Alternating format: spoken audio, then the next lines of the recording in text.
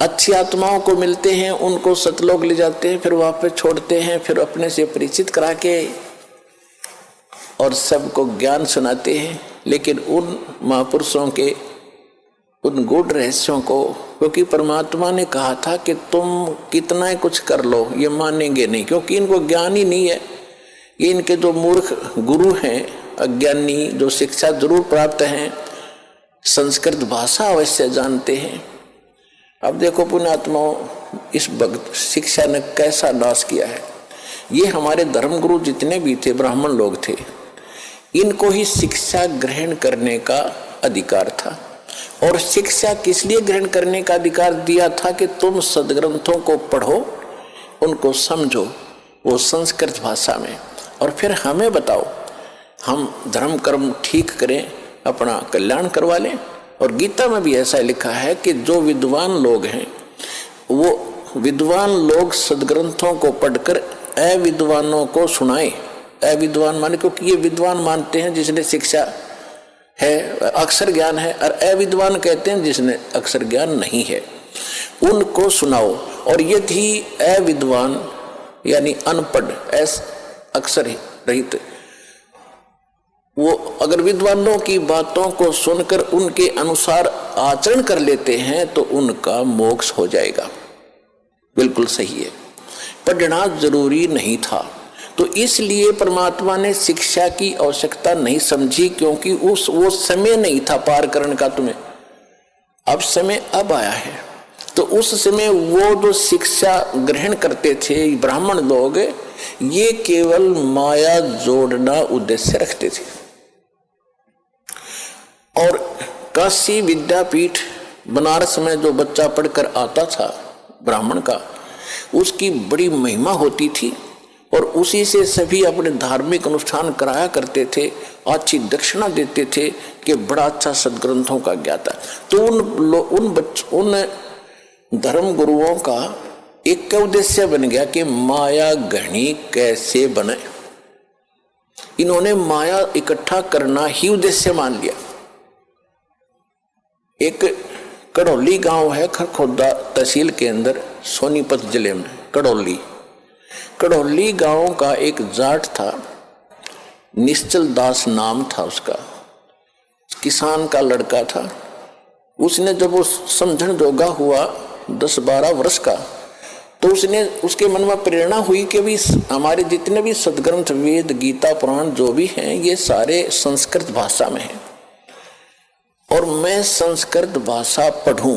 और ये और जो धर्म गुरु हैं, ये तो स्वार्थवश इनको पैसे लेते हैं और अटपट में लगा रखा है। मैं सदग्रंथों को पढ़ूंगा, वास्तविक ज्ञान करा करके फिर सच्चा ज्ञान लोगों को बांटूंगा फ्री में। तो इस उद्देश्य से उसने बनारस काशी विद्यापीठ में प्रवेश पाना चाहा शिक्षार्थ। तो उसके सामने एक समस्या आ गई कि वहां केवल ब्राह्मण के लोग बच्चों को ही, ब्राह्मणों के बच्चों को ही प्रवेश मिलता था। उसके लिए गांव से नंबरदार होते थे, सरपंच नहीं होते थे, उनसे लिखवा कर ले जाना पड़ता था कि इस गांव का ब्राह्मण का पुत्र है, उसको प्रवेश मिलता था। तो उसने एक नंबरदार ऐसे ही अशिक्षित होते थे, उसने आप पे लिख लिया कि ये निश्चलदार पुत्र फलाना गांव कड़ौली और ब्राह्मण का बेटा है। उसके दस्तखत करा लिए, वो प्रवेश पा लिया। प्रत्येक कक्षा में, प्रत्येक वर्ष सबसे टॉप में आवे, संस्कृत भाषा सीख ली, बहुत अच्छा। जब शिक्षा पूर्ण करके वो चलने लगा, तो जो प्रिंसिपल था वहां का, बनारस का जो ब्राह्मण प्रिंसिपल था, यानी मुख्य अध्यापक था, शिक्षक था, उसकी एक कन्या विवाह के योग्य थी, युवती थी। उसने क्या सोचा कि इतना इंटेलिजेंट बालक है, इसने संस्कृत बहुत अच्छा सीखा है, ग्रंथों को भी खूब अच्छा पढ़ा है, और ये जहाँ भी जाएगा इसकी वाह वाह हो जाएगी, और तेरी बेटी सुखी रहेगी, यू घना धन इकट्ठा करेगा। इसलिए उसने मन बना लिया कि इस बच्चे से अपनी बेटी को ब्याह दूं, विवाह कर दूं। जब वो निश्चल दास गया उसके पास, प्राचार्य के पास, प्रिंसिपल के पास, कि हे गुरुदेव, आपकी कृपा से आपका बच्चा अपनी शिक्षा पूर्ण करके अब सेवार्थ जा रहा है, मुझे आशीर्वाद दो, मैं सफल हूं जिस उद्देश्य को लेकर आया हूं। तो उसने कहा कि बेटा फिर गुरु को कुछ दक्षिणा भी देते हैं, दक्षिणा दे। दक्षिणा लो जी, मेरे पास क्या है, मतलब लगा कि वचनबद्ध हो जा। अच्छा जी, वचनबद्ध हो जा, मैं अपनी लड़की का विवाह तेरे से करना चाहता हूं, तुझे करना पड़ेगा। अब यहां फंस गया निश्चल दास धर्म संकट में, क्योंकि ब्राह्मण लोग अन्य जाति से विवाह नहीं करते थे अपनी बच्चियों, बेटा बेटियों का। अगर ऐसा उनको पता चल जाए तो वो हंगामा खड़ा कर देते। तो उसने सोचा ये घर अगर ऐसा हो गया तो गांव में ही विरोध होगा, फिर ये पूरा ग्रुप मेरा विरोध करेगा और बात बिगड़ जाएगी, और मैं ग्रस्त आश्रम अपनाना नहीं चाहता। फिर उसने बताया, गुरुदेव चाहे मुझे सजा देना और चाहे कुछ भी कहना, मैं एक सच्ची बात बताता हूं, मैं ब्राह्मण नहीं हूं, मैं जाट का लड़का हूं, कड़ौली मेरा गांव है, आप पता कर सकते हो। मैं इस उद्देश्य से आया था कि मैं इस ज्ञान को फ्री बांटूंगा, ये ब्राह्मण लोग इसका मूल्य ले रहे हैं, मैं वो मूल्य नहीं लेना चाहता। तो उस इतना गुस्सा कर गया वो ब्राह्मण प्रिंसिपल, कहने लगा तो दुष्ट, तूने धर्म भ्रष्ट कर दिया, ये कर दिया, तेरी हिम्मत कैसे बन गई यहाँ धोखा दे के हमारा ज्ञान चुरा लिया। अब वेद और गीता को तो ये रजिस्ट्री करा रहे थे, अपना नाम बै करा रखी थी नकलियों ने। उस लड़के को कहा कि प्रतिज्ञा कर रखी है तूने? कहा जी, कि तू कभी संस्कृत भाषा का प्रयोग नहीं करेगा और किसी संस्कृत भाषा में कोई प्रवचन नहीं करेगा, और जा सकता है। और तुझे श्राप दे दिया उसने कि तुझे प्रतिदिन एक बार 1 घंटा बुखार बना करेगा ताकि तेरी गलती तुझे सदा याद रहे। तो पुण्यात्माओं, देख उस दुष्ट आत्मा ने, अब ये ज्ञान की कमी, हम किसी को श्राप देते हैं क्योंकि पूर्व भक्ति का धन होता है, उसका श्राप भी फल जाता है। अब तो सारे नकली हो लिए, किसी श्राप फले ना किसी आशीर्वाद फले, खाली हैं सब। पहले अच्छे लोग होते थे, चाहे किसी जाति के थे, वो पिछले पुण्य कर्मों से परिपूर्ण होते थे, वो किसी को श्राप दे देते, उसको बुरा हो जाता, उसकी पूंजी खत्म होती, आशीर्वाद देते तो भी उनकी पूंजी चोरी होती, नष्ट होती, कमाई। इस करके ये यही काल के जाल में उलट पुलट होकर यहीं फंस गए। अब इससे निकलने के लिए हमें ज्ञान की आवश्यकता थी। अब उस वहां से जो वो निश्चल दास जी आगे, अब उसके सामने समस्या होगी कि ज्ञान तो मैं प्रचार करूंगा लेकिन संस्कृत प्रयोग में नहीं करूंगा। उसने क्या किया कि फिर दादू पंथ, एक दादू साहब हुए हैं जिनको परमात्मा कबीर जी मिले थे।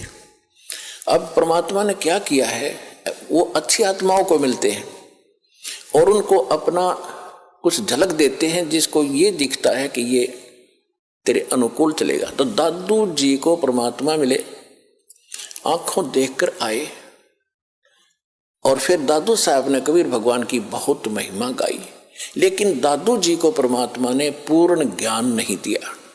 इसलिए नहीं दिया कि उस पंथ के लोग भी आज फिर वही गीत गा रहे होते जो आज हमने बताना था। लेकिन ये जरूर पक्का करवा दिया कि जो काशी में जो धाणक थे वो परमात्मा है, जो बनारस में आए हुए थे वो मेरे सतगुरु वही है। जिन मुझको निज नाम दिया सोए सतगुरु हमारे, दादू दूसरा कोई नहीं ये कबीर सिरजनहारे। उन्होंने एफिडेविट दे दिए, विटनेस बन गए कबीर भगवान के। लेकिन आगे चल के उस पंथ में कबीर साहब का नामो निशान नहीं है। दादू पंथ में दादू जी को पूर्ण परमात्मा, दादू जी का कोई जन्म नहीं हुआ, अपने आप प्रकट हुए। इस तरह वहां मिले थे, फलान हो गया था, उसकी माँ को आशीर्वाद दे दिया था एक संत ने। तो इस तरह करके वो दादू जी को ही खुदा बनाए बैठे हैं। वो कुछ भी बनाए रहो, फिर निश्चल दास जी ने वहां दीक्षा ली। दीक्षा लेकर के फिर संत वाणी में एक निश्चल ग्रंथ बनाया, लेकिन निश्चल दास के पास भी वो ज्ञान नहीं था। वेदों के ही अटपट कर रखी है उसने, जैसा वेद गीता उसने समझा संस्कृत में, उन्हीं को फिर संत वाणी में लिख रखा है, उसमें कुछ भी नहीं। मैंने उसको खूब पढ़ा और देखा। तो कहने का भाव ये है कि पहले ये जो शिक्षा थी ये एक वर्ग के बांध रखी थी और अन्य अशिक्षित थे। परमात्मा ने इसलिए इस बुराई को अन्य समाज में नहीं जाने दे दिया कि ये कत्ती घर के रहेंगे ना गांठ के। आज ब्राह्मणों को देख लो, जो भी पंडिताई करता उसका सर्वनाश हो रहा है। जो भी ब्राह्मणपना करता लास्ट में ब्राह्मणी होगी इसकी ये हमने खूब देखा हुआ। ब्राह्मण मतलब ये नहीं कोई जाति कास्ट ब्राह्मण नहीं है, क्योंकि हमने ज्ञान से उठना ऊपर। इन संसारिक जो बंधन हैं, सीमाएं हैं, ये ज्ञान से अपने आप टूट जाएंगी। मेरे पूज्य गुरुदेव जी स्वामी रामदेवानंद जी, ये इसी हरियाणा के रहने वाले, दादरी के पास एक 45 गांव है। तो परमात्मा ने मेरे पूज्य गुरुदेव जी जो ब्राह्मण थे, जाति से ब्राह्मण थे, कर्म ब्राह्मण नहीं था, यानी ब्राह्मण ग्रुप में, ब्राह्मण समुदाय में जन्म हुआ था उनका। और वो अपना खेती थी, किसानी करते थे उनके माता पिता, और उनके भी जमीन थी 5-4 किले एकड़ जमीन उनके हिस्से में। उसके पिताजी के पास तो काफी जमीन थी, तो खुद पाली जाते थे। तो वो ब्राह्मण थे जाति के। जब उनको ज्ञान हुआ, हमारे पूज्य दादा गुरु जी उनको मिले, और मेरे दादा गुरु जी यानी मेरे गुरु जी के जो गुरु जी थे वो छावला गांव है दिल्ली में, नजफगढ़ के पास। उस छावला गांव के वो जाट थे, और उन्होंने फिर काशी विद्यापीठ में, उसके बाद फिर ये हल्की हो गई थी। मतलब जैसे हमारे गुरुजी जो थे, हमारे दादा गुरुजी जाट थे, और हमारे दादा गुरुजी के जो गुरुजी थे वो भी ब्राह्मण थे। और वो काशी विद्यापीठ वो पढ़ नहीं सके, उसने उन बच्चे को अपना गोद लेकर यानी अपना शिष्य बना के सर्टिफिकेट बना के भेजा कि काशी विद्यापीठ में पढ़ का। तो हमारे दादा गुरुजी थे वो काशी विद्यापीठ में 4 विषय के आचार्य बन गए। और उसके बाद फिर मेरे दादा गुरुजी को पंडित चिदानंद नाम था उनका, चिदानंद जी महाराज, उनको पंडित चिदानंद जी कहा जाने लगा, क्योंकि वो 4 विषय में के आचार्य बन गए, 4 विषय के, 4 सब्जेक्ट के। और उनका एक गांव है, उनका गांव गोपालपुर, तहसील खरखोदा, जिला सोनीपत। गांव गोपालपुर में एक आश्रम है छोटा सा, उस पे लिखा हुआ है पंडित चिदानंद आश्रम गोपालपुर। दास उसको देख कर आया है। तो कहने का भाव यह है कि हमारे दादा गुरुजी जाट होते हुए पंडित कहलाए, और मेरे पूज्य गुरुदेव जी ब्राह्मण होते हुए वो ब्राह्मण नहीं, एक संत कहलाए, स्वामी संत। तो ये जाति कर्म से है, अपनी जन्म जात से नहीं होती। जैसे आज कोई भी लड़का, जैसे हमने देखा एक जाट, और जहां दास सर्विस करता था नहर विभाग में, वहां चिनाई का काम करता था, राजमिस्त्री कहलाता था, राजमिस्त्री। और गांव में भी उसने राजमिस्त्री कहते थे, जाट होते हुए भी।